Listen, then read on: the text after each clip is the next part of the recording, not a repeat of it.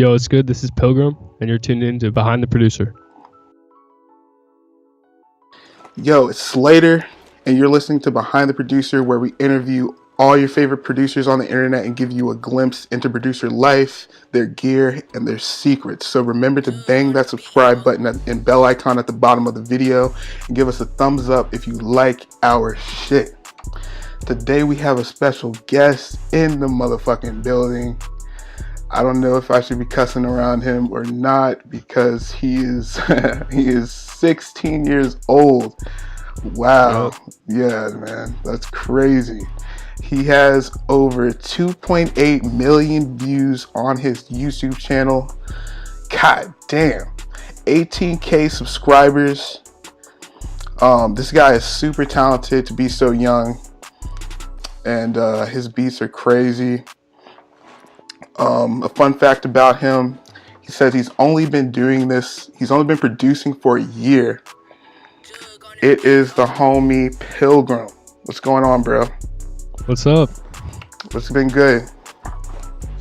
Just chilling in the studio right now. About to cook up a beat after the interview. Yeah, we'll see what's up with it. Forever working, man. That's all that is. Yep. All right, so let's get started. Let's start with how you got started with just music before we even get to the producing stuff. Let's just start with like how you got into like music itself. All right, so I used to play the piano like 4 years ago. I got into it, took some lessons for about like 2 years, and then I was kind of like fading away from it. Like, I could actually do something with this. Instead of like memorizing, where to play certain keys and stuff, I could actually like do something meaningful with it, Mm-hmm. So I found out about FL Studio. I downloaded it from Pirate Bay, Yeah. got it cracked. And I started making like EDM songs on it with like synths and leads and shit. Yeah. And then about a year ago, maybe like a year and a half, I started listening to like a lot of beats and stuff, and then I just got into like, what if I could make some beats like this, and just I started working. Okay, hell yeah, man, that's fucking awesome. So you have a background in theory though. A little bit, yeah. That's definitely an asset, man. I wish I studied theory before I even started producing or getting into music. I actually play guitar, so yeah.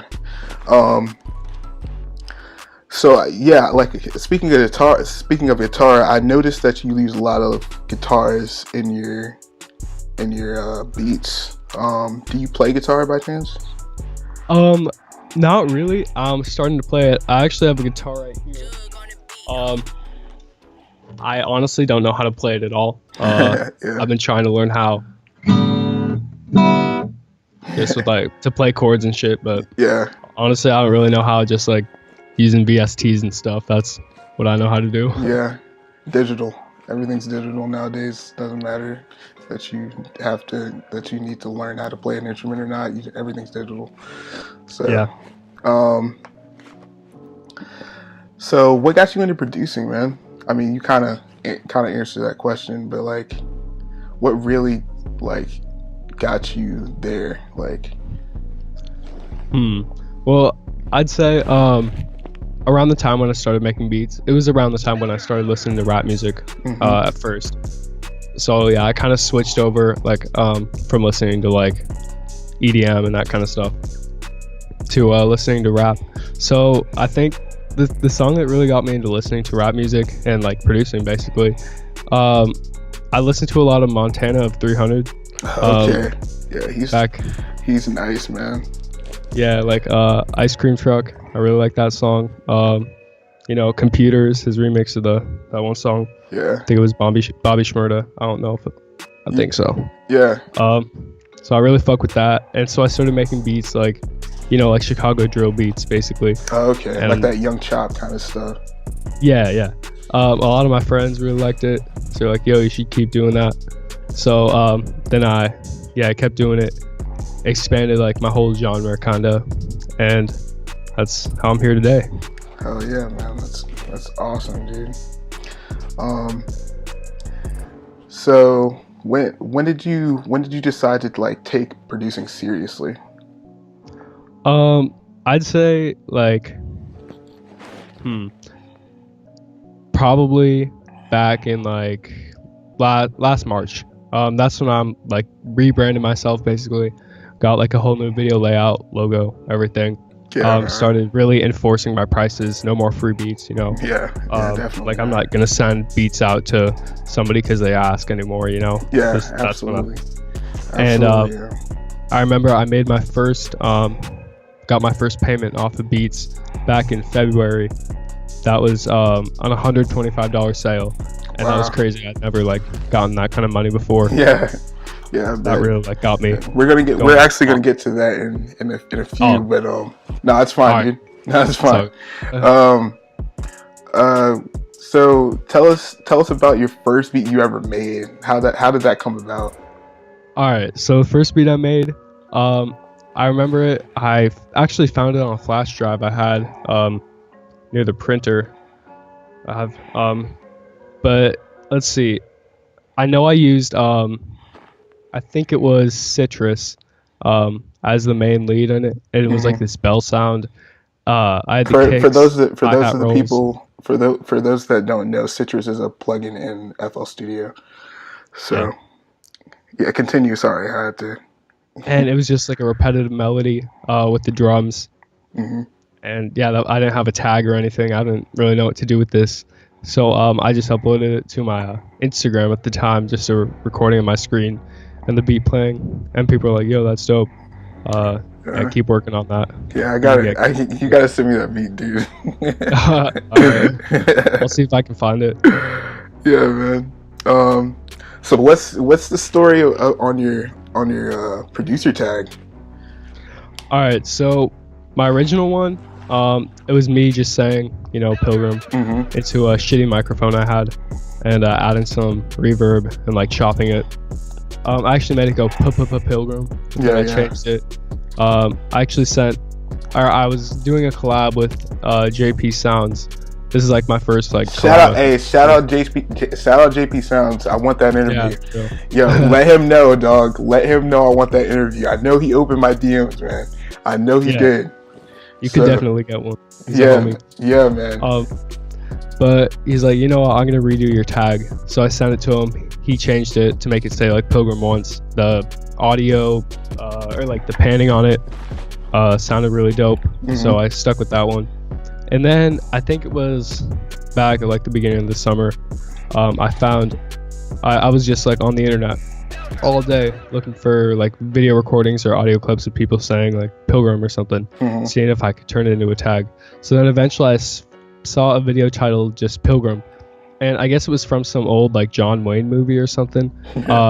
And it was just repetitive, and then like clips of him saying Pilgrim in different scenarios.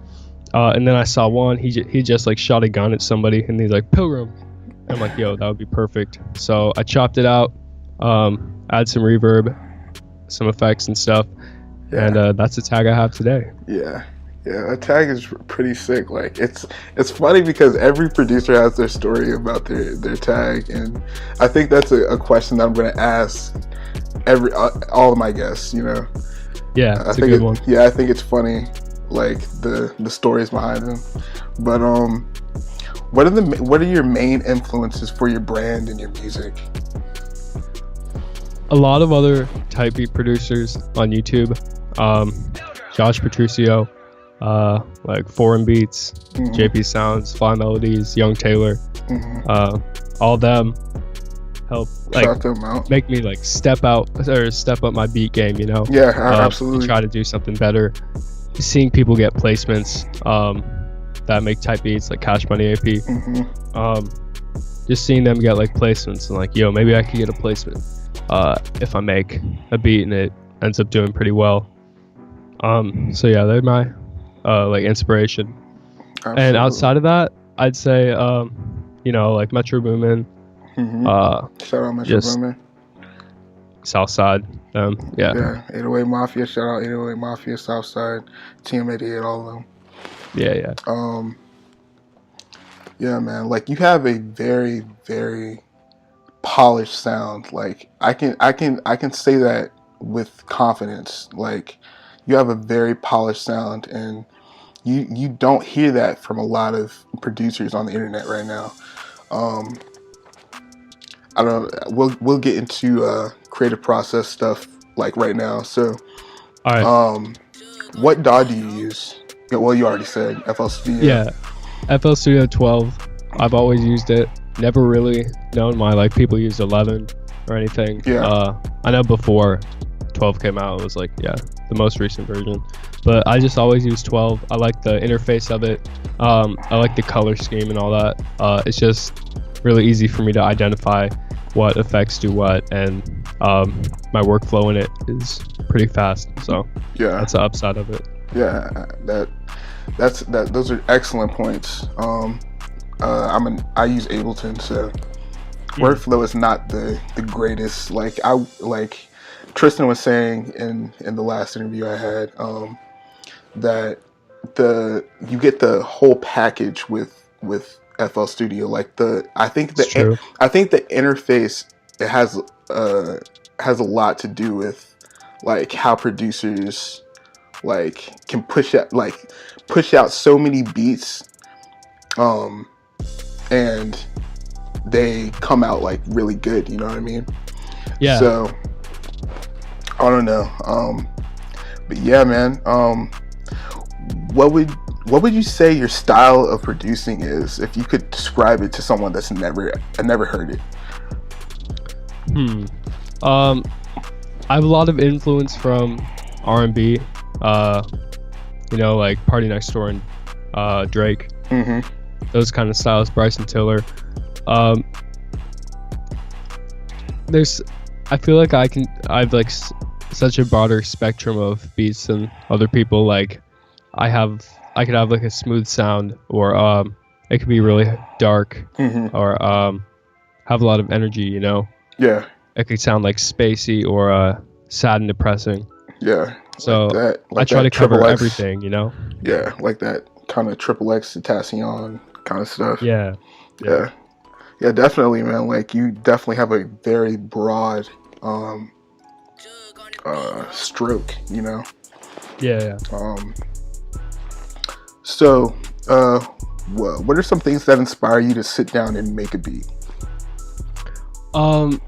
Hearing a new song could inspire me a lot, with a beat that, like, say I know like the sounds used in it. Like I've heard that snare before. I have that in my library, Yeah. Knowing that every beat, it's all just comprised of basic sounds. Even though it might sound like pretty complex in the end, like the process might kind of take a long time, but at the end of the day, all the sounds like I probably have in FL Studio, so I'm able to like use them all in my favor, Yeah, absolutely. What's the first things you lay down when you make a beat?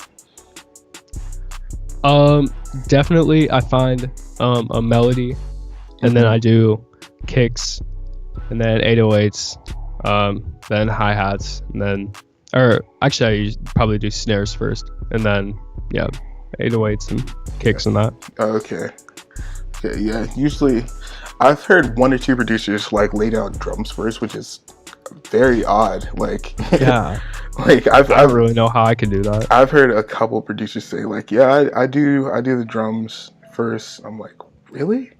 Yeah, that's weird. Yeah. So what BPMs do you usually like to like mess around with? 100 to 160 range. Okay. That's like my go-to. Yeah. If it's like a sadder beat, I'll do 100. Faster, like Uzi beats, Playboy Cardi, all that, I'll do 160 plus BPM. Wow. Yeah. I don't have no idea how those guys rap on those kind of beats, man. Like, yeah, yeah. Like when you get past like 160, like you're doing some like sorcery at that point.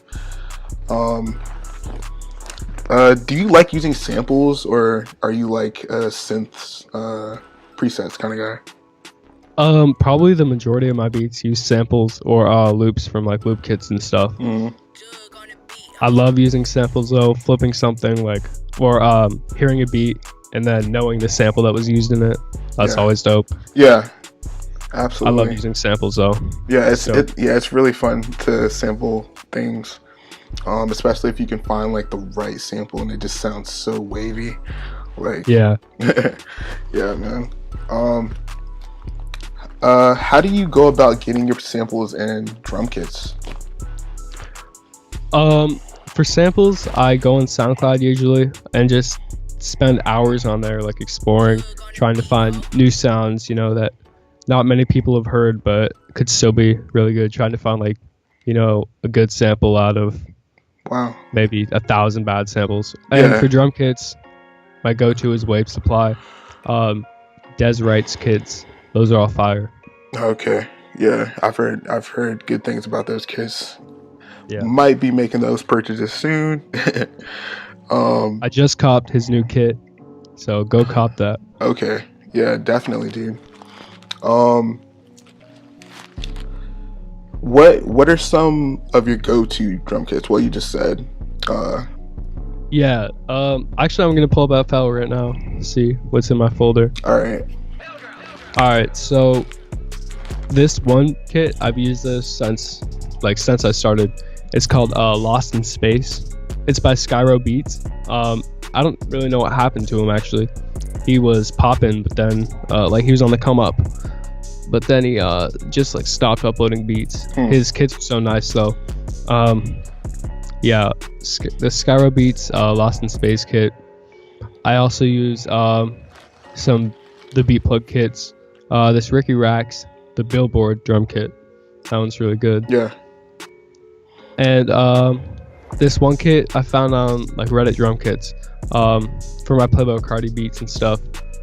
What is it called? It's just called Playboy Cardi drum kit. Okay. And that's it. Yeah, all the basic sounds there. Yeah. Reddit is a really good resource if you don't know where to get any drum kits, man.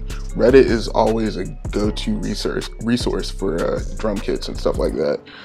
But I've heard some dudes like Tristan, he uses Splice. Oh yeah, I use Splice sometimes for samples.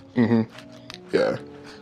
So what's the mixing process like? Do you gravitate towards any particular like boost effects or anything like that? All right, so this is the sauce. So take note.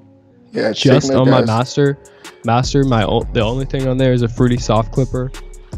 It makes my kicks like slap. JP showed this to me back when I was starting, and it improved my mix so much. Okay. Just adding a soft clipper, I don't know what it does, but it just sounds great. Yeah. And that's it. Like the last interview I had with Tristan, like we were talking about that, and he uses Ozone for mastering and stuff like that. But he said that, well, we were talking and he was like, Fruity Loops has like the best like mastering stuff that you can get as far as like the whole package is concerned. As opposed to Ableton, where you do get like basic things, but like you don't get like, you know, the things that most Fruity Loops and like Reason have, you know. Yeah. So, but yeah, man. What are some secrets to getting your drums to hit hard? Well, with the soft clipper, you can just turn up your drums a lot, make them hit around 3 decibels. And if the kick is really like fat, sometimes it like distorts the mix. So I just turn down some of the output on it. It makes a kick like end a lot faster. So that can be good. So it's just like a short punch, you know. Yeah. Is there any effects you like to use right now? Like gross beat, definitely. Yeah. To popular I EQ mainly my melody, and that's it. Okay. Reverb on samples to make it like not clip when it replays, you know.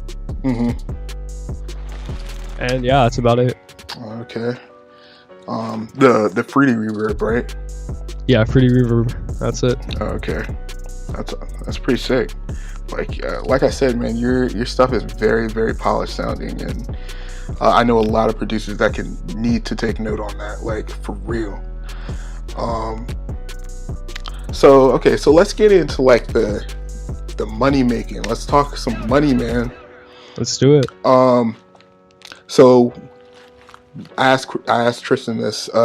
When did you realize you could actually make money producing? Well, I knew it before I made any money, just by seeing other people, you know, on Twitter and stuff. Yeah. All my friends that I had, like, oh yeah, I've made money off this. So I'm like, when is it going to happen when I make my first, you know, like sale? Yeah.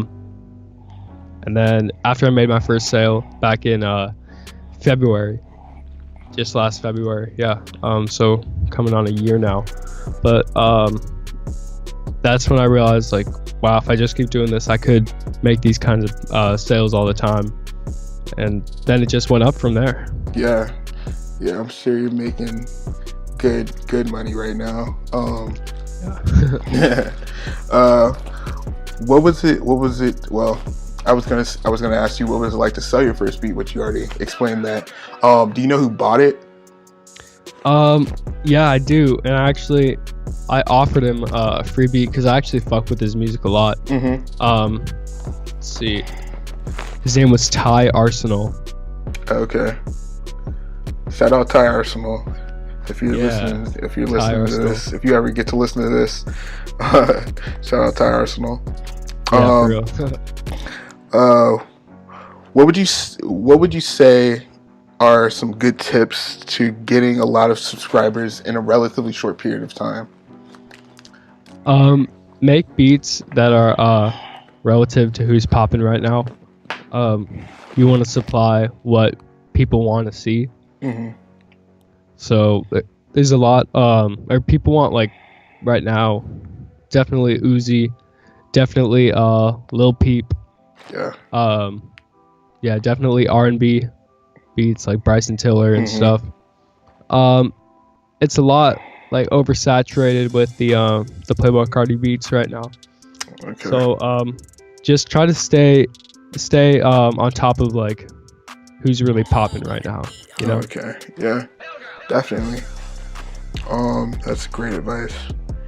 And good thumbnails too. Yeah, I was actually going to get to that. What's your formula to getting views on your videos, and where do you actually find your video art and stuff like that? All right, so back in May, I used to buy views, and then I stopped right after that. But I used to buy views, and that kind of worked. Not really. It worked a lot for other people, not really for me, because back then I wasn't really making that much money. So I'm like, you know, I'm not gonna put out, you know, $5 to promote this beat. I mean, if it does sell, then I'll make some money off of it. I'll flip a profit. But my channel art back then was just cartoons. But then I changed it up. Got like normal pictures. Just added some text over it. But for my thumbnails, I just find them all on YouTube or all on Google. I usually search by date. That's actually a very, very good tip. Search things by the date, at like past year, past month. Like search things by the relevant date that the whatever you're searching is. It helps you find new pictures. Yeah, definitely. Okay, so why do you think so many producers out there are making type beats aren't getting as many views as like you or bigger producers on the internet? I'd say if you're able to get one video to pop off, then you're kind of set, because it's just like it starts like a constant snowball effect. So I feel like a lot of people just haven't had that one video that blew up. Like, let me go to my subscriptions right now. I'm about to look through this. Yeah, just people's thumbnails aren't all that good. Honestly, when people upload videos with just the same like thumbnail every video, just you know, the background might be changed a little bit, or but the color scheme's all the same. Yeah. Just nobody's gonna click on that. I mean, I get it's like essential to your brand, but you got to think about like who's gonna be clicking on it. Yeah. Yeah, exactly. And like, got to get something that stands out, you know? Yeah, exactly. That's an excellent point. Like, I've definitely seen some producers on the internet that try to like stick to one color scheme, and they have like, I guess they're into like graphic design as well, and they like do their own work, all their own work. And I mean, there's nothing wrong with that, but like, at the end of the day, you're trying to actually sell beats. Like, you're actually trying to make money. So yeah, there's other ways you can use your artwork in, you know. You could create album covers for people to make extra money and that kind of stuff. Yeah, exactly. It's all about how you delegate different things, man. All right, so let's talk a little bit more about the business of being an internet producer. All right. So how do you plan on growing the business, and as you get more and more money from selling beats, like what's your next investments, man? All right, my next investment will probably be buying an apartment somewhere. I'm gonna move to West Hollywood or something, somewhere where I can actually link up with artists, you know. Yeah. There's a bunch of studios there and everything, and it just seems like the best place to be popping. And if I've already got kind of a following, I feel like it would be easier to get some like publicity there. With rappers and stuff. Yeah, definitely, man. Actually get invited to studios and all that. LA is, so that for sure. Yeah, LA is definitely the spot. LA, Houston, Austin, Atlanta, you know. Yeah, you know. Any big name artists reach out to you yet for beats and shit? No, I wish. Yeah. No, nobody has really. I got somebody that just purchased exclusive rights to a beat. He goes by the name of gosh, what is it? Ivan B. So he has a lot of songs on like Swaggy Tracks, that channel. If you know that, it's a lot like, it's kind of like all J. Cole rap on that channel. But he's a song with like 10 million plays. Wow. And so when he emailed me, I was like, yo, is this real? Is that the real him? So it turns out it was. So I sold that beat, probably be coming out with a song like that. But yeah, honestly, he's the biggest person. At one point, I saw, or my friend pointed out to me, he was watching a Phase Adapt video. And I guess they have like a studio in their house that they stay in. And there was this guy in the video and he was rapping, and it was to one of my beats. Wow. El Patron, that beat. Okay. If you know that, it's like the guitar. Yeah. And I heard my tag and I'm like, yo, what? So I tried to reach out to him and like let him know that guy had to buy a lease, but I never got in contact with him. So wow. He's just he probably just found it on YouTube or something. Yeah, that Beats Era video blew up kind of. Yeah. Got good views. Yeah, definitely. So if you could work with any big name artist right now, Post Malone. Post Malone? Yeah. Okay, so why Post Malone? I feel like he has like he has staying power, you know? Like he's gonna stay in the game for a long time, I feel like. Yeah. And having a song that could just totally just go crazy, that'd be awesome. And it seems like every song he puts out does really big numbers. Yeah, definitely, man. He is he is definitely, like you said, he has sticking, abilities in the game right now. Like he's going to be around for a minute,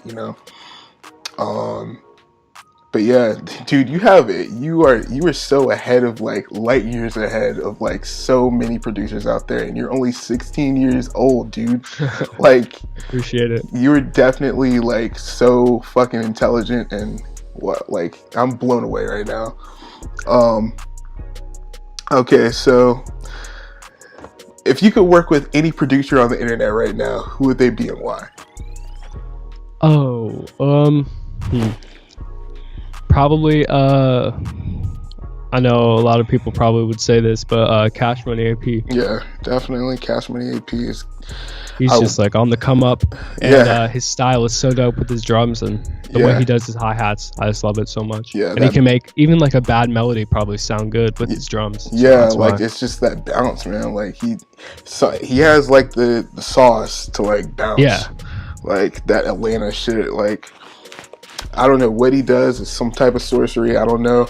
But shout out Cash Money AP. I want that interview. I want that interview bad, man. I haven't hit him up yet, but I'm gonna wait until I get some momentum with my channel. But yeah. So we're coming to the end of our little interview. If you could only give a producer 3 tips, what would they be? Don't spend too much time mixing and all that. It should just like relatively sound good, because if it goes like, if you get a placement from it, they'll have people to mix the beat professionally and all that. So don't spend too much time on mixing. Try to see what everybody else is doing and find like your own lane, kind of. Don't try to like get in front of all those people, but try to find like your own way to do it, kind of, through like different thumbnails and all that. Don't have the same sound as everybody else. Try to make your own custom sounds to help like set you apart from everybody else. Okay. And one more. Let's see. I'm really thinking on this one. Take your time, man. Take your time. Don't upload too regularly. I'd say upload once every 3 days or something. Once you have a decent sized fan base, like over 1K subs, because they're not gonna click your beats probably if you don't, or if you upload like every day, twice a day. That's crazy. Yeah. Like I know I wouldn't want to watch a video that came out like every day. Yeah. If it was just like, a normal producer. Yeah. For certain people, yeah, maybe, but they get that following over time. Instead of going to other people, they get like people to come to them, not asking for publicity on other people's YouTube videos, but they get themselves found out. Yeah. You know what I mean? Yeah, exactly. That pushing out a beat every day and uploading a beat every day is just like, you're just fucking like saturating the market, man. Like, exactly. You're just making it even more saturated and hard for like everybody else. But like, yeah, you want quality over quantity. Absolutely. Exactly. Absolutely, man. All right, gear rundown. What do you say? Oh, gear rundown. Oh, my bad. I didn't hear. No problem. Right now, I have a I don't even know how to say this. Alesis V49 keyboard. Just a standard MIDI keyboard with weighted keys. It's nice. I don't need more than, how many keys is this? 49. I don't need more than 49 keys because I'm not playing like notes down high or anything. Yeah. Or down low. Yeah, this range is perfect. I have a Scarlett 2i2 audio interface. I have Yamaha HS5 studio monitors.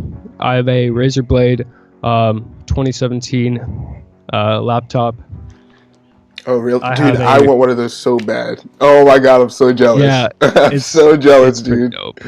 I'm so with jealous. The light up keyboard and all that. Yeah, it's man. really good for workflow. I know Razer Firefly mousepad. I know And I, yeah, I know Metro Boomin uses that computer, and it's good. yeah, like you can actually buy that computer with FL Studio, all that shit on it. Yeah, I guess I didn't know that because I actually ended up buying FL Studio. Oh yeah. Oops. Oh well. You definitely made that money back tenfold. That's for sure. Yeah. Um. Top 5 must-have plugins. Okay. I'd say